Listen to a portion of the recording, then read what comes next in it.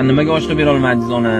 Hozir dadam plastikiga $100 tashiyman, ertaga ko'ngli tutsagan xohlagan oshqa bering. Desam onam yig'lab, o'g'lim pul tashama. Baribir dadang guruch olib kelmaydi, go'sht olib kelmaydi. O'sha pullaringni ishlatmaydi deb yig'layapti deydi. Nimaga ishlatmaydi desam, dadangdan shuni so'rasam, nimaga ishlatmaysiz bolalar pulini desam, o'g'illarim musofirda qiynalib ishlab yuribdi, pul topib yuribdi. Ular qiynalib yurganda men qanday go'sht yeyman, qanday osh yeyman? Ularsiz tomog'imdan hech narsa o'tmaydi. Yegan go'shtim ham toshdek qadaladi tomog'imga deb aytadi. Shu gapni eshitdim, ko'zimdan yosh to'xtamaydi. Taksiga gaplashdim, uyga ketdim.